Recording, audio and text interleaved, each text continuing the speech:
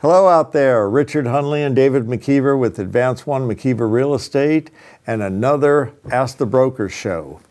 In today's show, we're going to go over some of the things that cause escrows to fall out, which we kind of don't want to talk about, but we need to maybe avoid them, and then what we can do to save those things. David, what's one thing that causes escrows to fall out, and then what could we do to maybe avoid it, keep it from happening? Yeah, there's a lot of things that I've seen over the years being brokers and having done our own transactions and helping agents save transactions. There's one thing I'll just throw off the bat right at the top here is a lot of times buyers have remorse. They shopping for homes, they get an escrow, and then maybe they see another home that comes on the market that they might like better and they want to go look at that one, or they see another one or in a different area, and all these buyer's remorse happens quite a bit. Especially first-time buyers. Especially first-time home buyers. It's such a big purchase, a big investment into their future. They want to make sure they're doing the right thing. So it takes a lot of coaching and hand-holding to ensure that they're making the right decision. So how to avoid it is being proactive and having those consultations with the buyers to make sure they're getting what they really, really want. And the advantages. You really wanted to buy a house. Now you're going to have certain tax breaks. You're going to get to do things to the house that you want. Paint your son's room blue, paint your daughter's room pink, things like that, where you can't do that in a rental. And besides that, that is the American dream. To own a house. Yeah. So keep them excited, and that might help to avoid buyer's remorse, because it will happen. I mean, first couple of houses I bought, I definitely had it. Woke up in the middle of the night saying, oh my God, my payment's going to be $500 higher than my rent was. True. That's kind of scary. It is. It's a leap of faith. Okay, there's one, buyer's remorse. Yep. Got another one? Yeah, number two, obviously the biggest one we're seeing is the buyer unable to qualify, or the loan falls through, right? So, how do we avoid that happening to the best of our ability?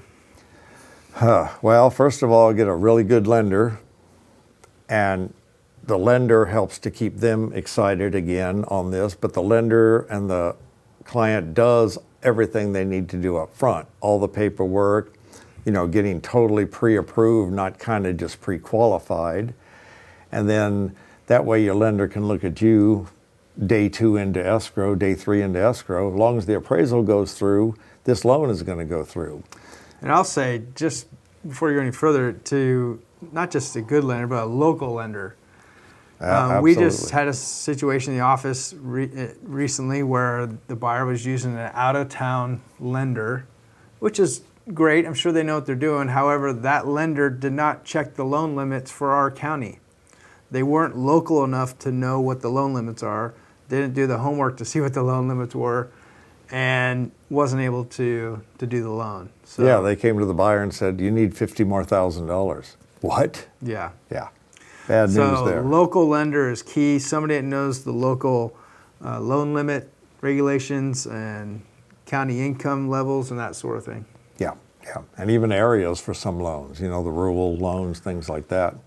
So a third one might be you didn't get the inspections up front. We did a video on that one already, getting the inspections up front like a lot of the Bay Area is doing now, and we're starting to. So now here comes the buyer, 5, 6, 7, 8, 10 days into escrow, does inspections, finds lots of stuff wrong. Seller doesn't want to fix them, because seller was set on, well, I'm getting this much money. Now if I fix them, I'm getting less money. Buyer says, you don't fix these things, we're walking. There's a canceled escrow. How can we fix that up front?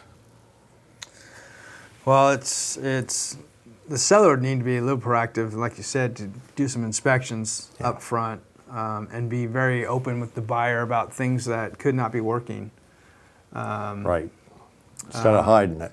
It's also super important to have that consultation with the buyer ahead of time before even showing homes, or when you're showing homes or during the offer process, that these homes are being sold in as-is condition. The seller isn't required to make repairs.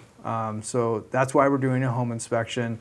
We're going to see how the condition of the house is, and get all the things that aren't working. And we can ask the seller to fix those things, but the seller may say no. So we need to educate the buyer on that process so they're not shocked when things come up. And additionally, I would go over, what are the 10 most common things that are found during home inspections? The water heater's missing strapping. There's no carbon monoxide detector. There's the fire door between the garage and the house. What are the 10 most common things that you've seen over the years in your inspections?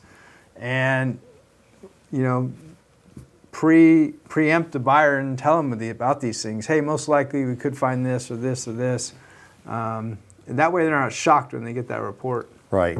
A good one I like to do is with the seller, explain to them that, this house is now, like my house, built in 2005, so it's now 16 years old.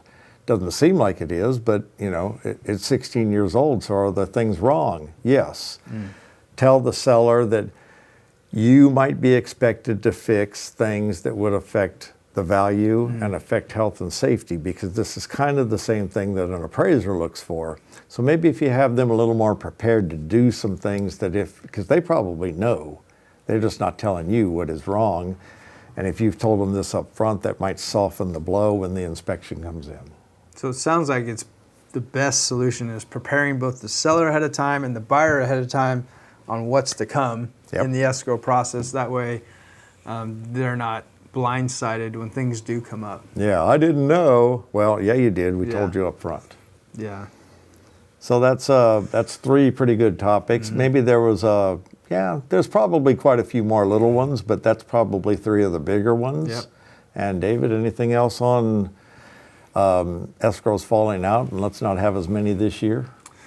No, hopefully in 2021 you'll have more success in keeping those escrows together. It's all about being proactive with both buyer and seller, explaining things ahead of time, and I think you'll have more success at that. Thank you so much for watching the show today. We will see you next Friday on our Ask the Broker show.